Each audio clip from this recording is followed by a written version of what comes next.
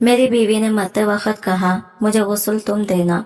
जब बीवी के कपड़े उतारे तो मुझसे रहा ना गया और जैसे ही बीवी के साथ हम बिस्तरे करने लगा तो मेरी चीखें निकल गई, क्योंकि बीवी का तो मेरा नाम इमरान है। मैं लाहौर का रहने वाला हूँ। मेरी शादी मेरी पसंद से हुई थी और मैं अपनी बीवी से बहुत प्यार करता था, लेकिन अपनी बीवी और बच्चों के लिए मुझे अमेरिका जाना पड़ा। लेकिन जैसे ही मुझे पता चला कि मेरी बीवी की तबीयत ठीक नहीं है तो मैं पाकिस्तान आ गया। मेरी बीवी हॉस्पिटल में बीमार पड़ी थी और मेरी ऐसी हालत थी कि मैं बिल्कुल बेबस और मजबूर था। मैं चाहकर भी अपनी बीवी को नहीं बचा सकता था। मैं अपनी बीवी को हर हाल में बचाना चाहता था, क्योंकि मुझे अपनी बीवी से बहुत ज्यादा मोहब्बत और चाहत थी। लेकिन डॉक्टर जवाब दे चुके थे। मैं चाहकर भी कुछ नहीं कर सकता था। मैंने कई साल परदेश में काटे थे ताकि अपनी बीवी के साथ एक अच्छा मुस्तकबिल बना सकूं और अपने होने वाले बच्चों का मुस्तकबिल महफूज कर सकूं और फिर सुकून से जिंदगी गुजार सकूं। लेकिन किस्मत ने मुझे मौका ही नहीं दिया था। पैसा तो मैंने कमा लिया था, लेकिन शायद इसे इस्तेमाल करने के वक्त में खा नहीं सका था, क्योंकि जब मैं लौट कर आया तो मेरी बीवी बहुत ही ज्यादा बीमार थी। ये 15 जून की शाम थी जब मेरे घर वालों का मुझे फोन आया। मैं इस वक्त अमेरिका की एक बहुत बड़ी कंपनी में काम कर रहा था। मुझे पता चला कि इसे शदीद बुखार के बाद झटके लग रहे हैं। मेरी माँ ने मुझे फौरन पैसे भेजने के लिए कहा था। मैंने जमा करके पैसे तो भिजवा दिए थे, लेकिन मेरा दिल मुतमईन ही नहीं हुआ था। मेरा दिल बहुत परेशान था। मुझे अजीब से बेचैनी का एहसास हो रहा था, जैसे कुछ बहुत बुरा होने वाला हो। इसलिए मैं खुद भी अगली फ्लाइट से वापस आ गया था और काफी दिनों से मेरी बीवी से राबिता नहीं हो सका था, क्योंकि वो बहुत ही कम मुझसे फोन पर बात करती थी। मैं भी फोन करता तो बहुत मुख्तसर सी बात होती थी। वो मुझसे सिर्फ यही कहती थी कि आप वापस कब आएंगे। इनके ये एक सवाल पर आकर हमारी बात खत्म हो जाती थी, क्योंकि मैं इसे बता चुका था कि मैं अगले 7 साल तक अभी वापस आने वाला नहीं हूँ। फिर भी वो बार बार यही सवाल दोहराती थी। शायद यही वजह थी कि हमारे दरमियान राबिता बहुत कम हो गया था, क्योंकि इसके पास इस बात के अलावा कोई बात ही नहीं थी। मैंने इसे बहुत दफा समझाया था कि मैं हर साल 1 महीने की छुट्टी पर तो आ सकता हूँ, लेकिन नौकरी छोड़कर आना मेरे लिए मुमकिन नहीं है। और वो शायद मुझसे खफा हो जाती थी। पता नहीं क्या बात थी कि वो फोन काट दिया करती थी। मैंने भी परेशान होकर इसे फोन करना बहुत कम कर दिया था। इस बार जब मैंने इसकी बीमारी का सुना और वापसी की फ्लाइट ली तो मैं सोच रहा था कि अब मैं दोबारा अमेरिका नहीं आऊंगा। ऐसी मुश्किल नौकरी है, पैसे का क्या फायदा कि जिसकी वजह से मैं अपनी बीवी से ही दूर रहूं और वो भी मुझसे नाराज रहती है। दुख परेशानी में तन्हा है।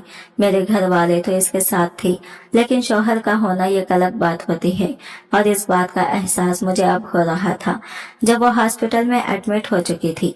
इसकी खैरियत की दुआएं मांगता मैं पाकिस्तान वापस आ पहुंचा था, लेकिन यहाँ आकर पता चला कि वो अभी भी हॉस्पिटल में है। मैं फौरन हॉस्पिटल भागा तो मेरी अम्मा और अब्बा मुझे देखकर हक्का बक्का रह गई। फिर अम्मा कहने लगी, तुझे वापस आने की क्या जरूरत थी? दुख सुख तो जिंदगी के साथ लगे हुए हैं, आज नहीं तो कल वो ठीक हो ही जाएगी।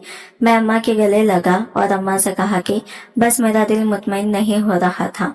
मुझे बहुत ज्यादा फिक्र हो रही थी, इसलिए मुझे कुछ दिनों के लिए यहाँ आना पड़ा। इससे पहले कि मैं अपनी बीवी के पास जाता, डॉक्टर ने हमें अपने कमरे में बुलाया था। अब्बा जाने लगे तो मैं भी इनके साथ चल पड़ा और फिर डॉक्टर ने हमें बताया कि मेरी बीवी के पास ज्यादा वक्त नहीं है। बुखार दिमाग पर चढ़ गया है और इसी वजह से इसे झटके लग रहे हैं।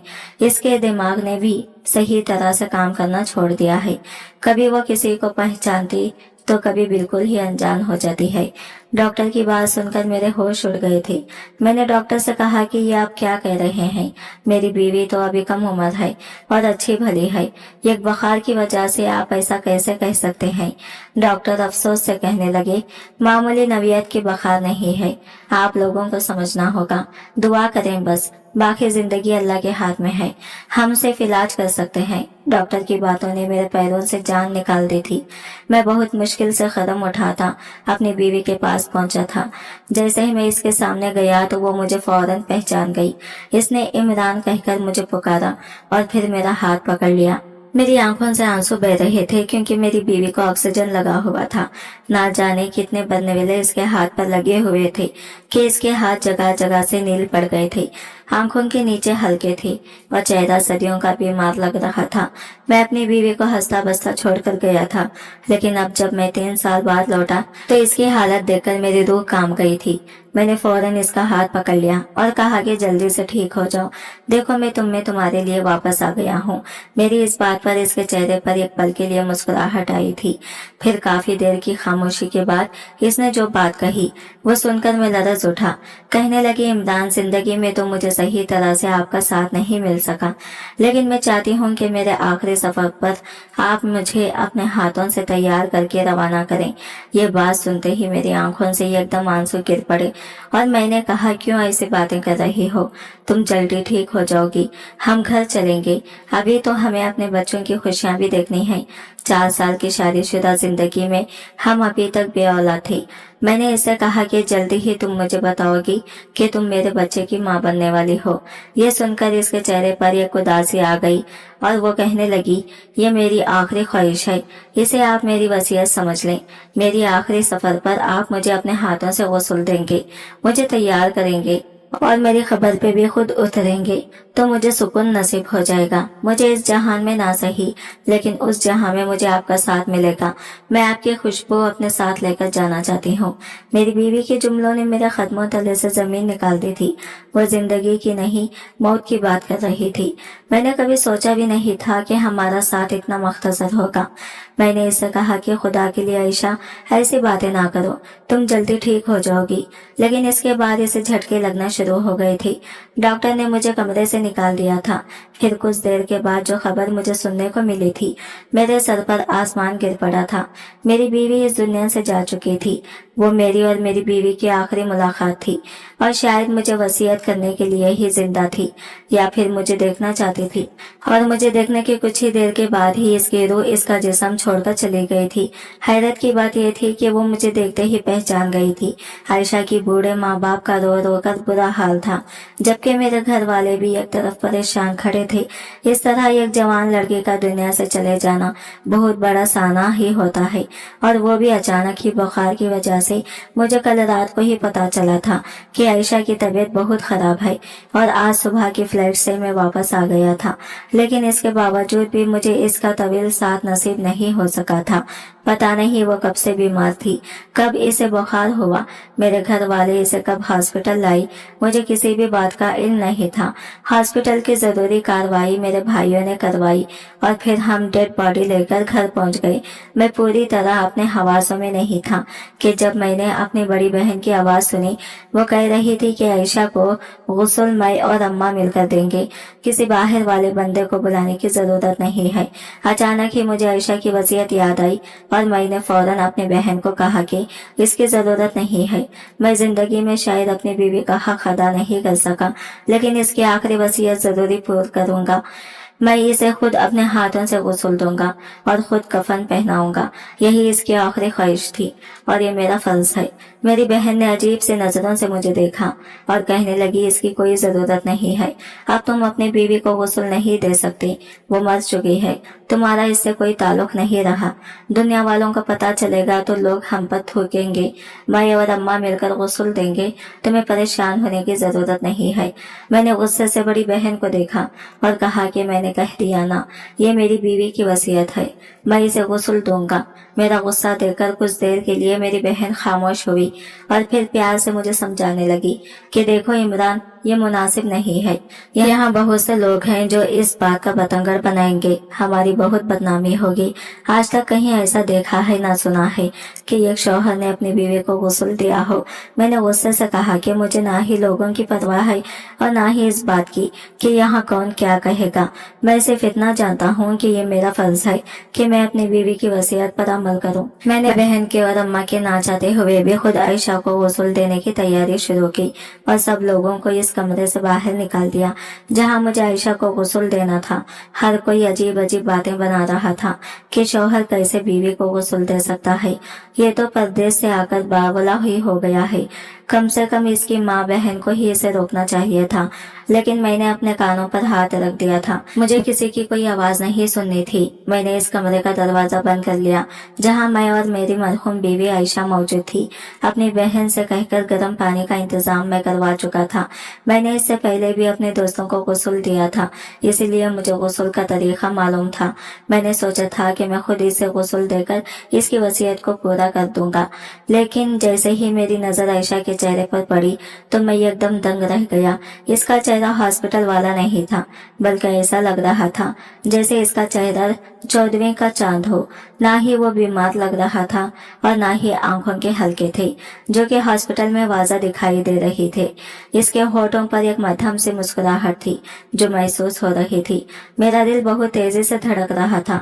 मुझे अपनी बीवी पर बेसाख्ता ही प्यार आ गया था। इसे देखते हुए मुझे शादी की वो रात याद आ गई थी जब मैंने पहली बार इसे देखा था। इस दिन भी वो ऐसी ही खूबसूरत और मासूम सी थी जैसे कि इस वक्त लग रही थी। जिंदगी ने बहुत जल्दी हम दोनों को एक दूसरे से जुदा कर दिया था। मैं तो परदेश में कब से इसके साथ का ख्वाहिशमंद था। मेरा दिल वहां रहकर भी आयशा को याद करता था। मैं इसके साथ अपनी ख्वाहिशात और खुशियों को मुकम्मल करना चाहता था। मैं हर वक्त अपनी छुट्टियों के दिन गिनता था कि कब महीने गुजरेंगे और मुझे 1 महीने की छुट्टी मिलेगी, लेकिन किसी को न मालूम था कि मैं इतनी अचानक छुट्टी लेकर इस तरह आऊंगा और मुझे अपनी बीवी की मौत की खबर सुनने को मिलेगी। बहुत मुश्किल से मैंने अपने जज्बात पर पहरा बांधा और आयशा के चेहरे पर झुक गया। मैं आखिरी बार अपनी बीवी को बताना चाहता था कि मैं इससे कितनी मोहब्बत करता हूँ। अगर मैंने इसे जुदाई के कितने साल काटे थे तो सिर्फ और सिर्फ इसके अच्छे मुस्तकबिल के लिए ही काटे थे। मेरी आंखों से मुस्तकिल आंसू बह रहे थे। फिर मैंने आयशा के वजूद पर पड़ी चादर को हटाया और जैसे ही इस पर नजर पड़ी मेरे हलक से चीख निकल गई। मुझे लगा था जैसे मैं अगला सांस भी नहीं ले पाऊंगा। कितनी ही देर ऐसे ही गुजर गई थी और फिर कमरे का दरवाजा बजा था। मेरी बहन मुझे आवाज दे रही थी। मैंने उठकर दरवाजा खोला और इन्हें अंदर बुलाया और इन्हें आयशा की वो चोट दिखाई। वो नजरें चुराने लगी। मैंने अपनी बहन से पूछा, ये सब क्या है? आयशा की यह हालत कैसे हुई? उन्होंने मेरे किसी सवाल का जवाब नहीं दिया। इनका हाल तो ऐसे था कि जैसे काटूं तो बदन में लहू नहीं। मेरे बार बार पूछने पर मेरी बहन कहने लगी कि बाहर बहुत सारे लोग मौजूद हैं, तुम तदफीन का इंतजाम करो, इसे इसके आखिरी आरामगाह में पहुंचा कर आऊं, फिर मैं तुम्हें तुम्हारे सवालों के जवाब दे दूंगी। आप ये कहने लगी, अगर तुम अभी शोर मचाओगे तो तुम्हारी बीवी का तमाशा बनेगा, इसलिए बेहतर है कि तुम पहले इसे दफनाओ। बड़ी मुश्किल से अपनी बीवी का गुस्ल मुकम्मल किया और फिर इसकी तदफीन का मरहला शुरू हुआ। जनाजा उठा तो घर सुसुकियों से गूंज उठा, लेकिन मुझे किसी की आवाज सुनाई नहीं दे रही थी, न ही किसी का रोना दिखाई दे रहा था। मेरा ज़हन पूरी तरह मफलूज हो चुका था। मैं किसी रोबोट की तरह काम कर रहा था। मैंने अपनी बीवी के जनाजे को खांदा दिया और फिर इसकी वसीयत के मुताबिक इसकी खबर में उतरकर खुद इसे अपने हाथों में खबर में उतारा। सब लोग तदफीन के बाद वापस लौट गए थे, लेकिन बहुत देर तक मैं अपनी बीवी की खबर पर बैठा तिलावत करता रहा और फिर मेरे भाई ने मुझे सहारा दिया और कहने लगे, अब घर चलो, रात होने वाली है। मैं अपने भाई के सहारे घर लौट आया। मैंने आप ही से कहा कि मैं ये एक लफ्ज सच सुनना चाहता हूँ। आप मुझे बताएंगी कि मेरी बीवी के साथ क्या हुआ था? इससे पहले कि आप ही कुछ कहती, अम्मा कहने लगी, कुछ भी नहीं हुआ था। खामखा छोटी सी बात का बतंगड़ मत बनाओ। तुम्हारी बीवी का वक्त लिखा था, वो इस दुनिया से चली गई।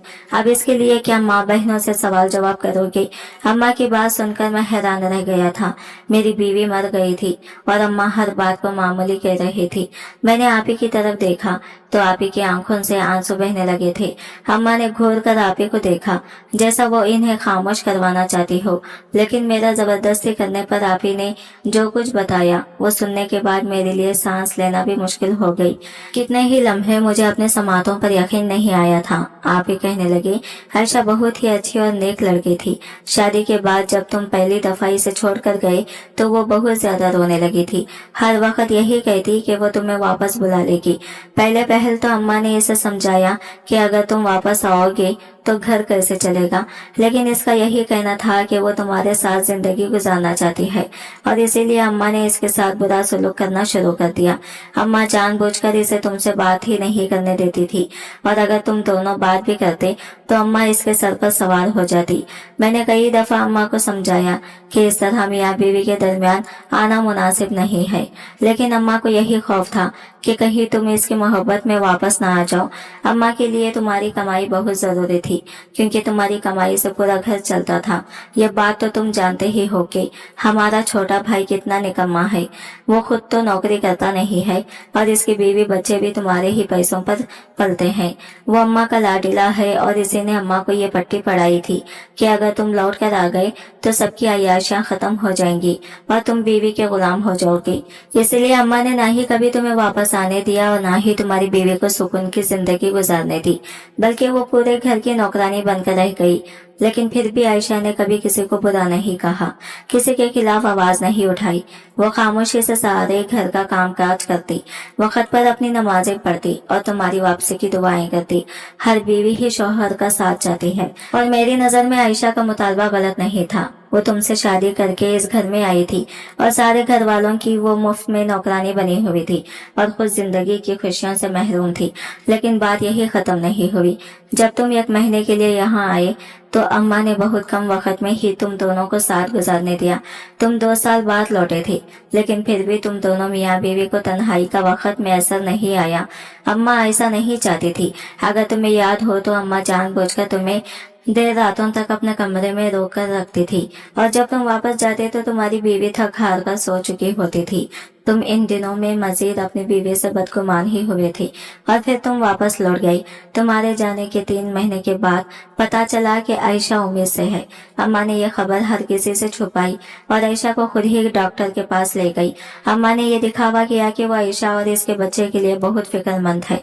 दरअसल उन्होंने डॉक्टर से कहकर इन्हें ऐसी दवाई दी थी जिससे इसका बच्चा जाया हो जाता और फिर अम्मा ने आयशा को जानबूझकर वो दवाइयाँ दी थी जिससे इसका हमल जाया हो गया और तुम्हें ना ही इसके हमल का बताया गया और ना ही बच्चे के जाया होने का।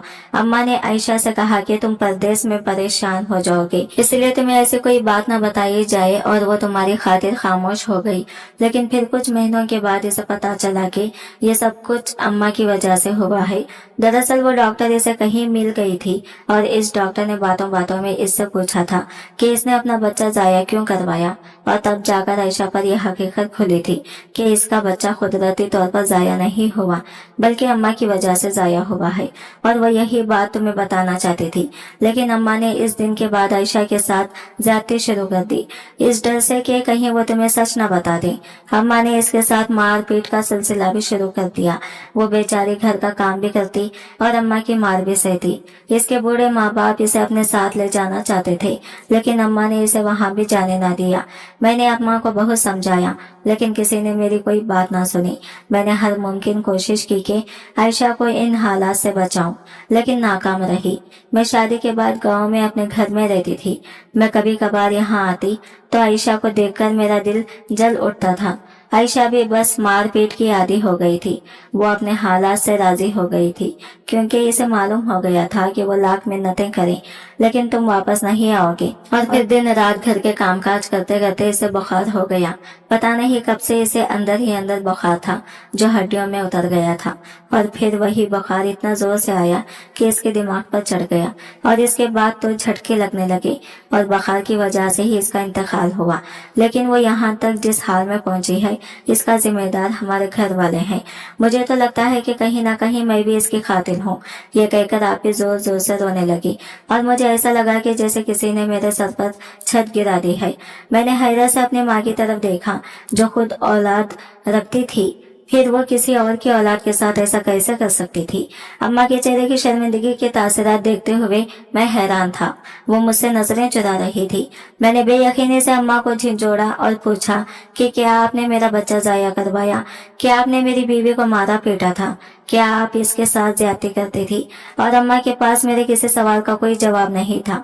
मैंने बहुत मान से अपनी बीवी को अपने घर वालों के पास छोड़ा था, ये सोच करके मेरी माँ इसे बेटी जैसी मोहब्बत देगी, मेरा भाई इसे बहन समझेगा और मेरी कमाई पर वो ऐश करेगी।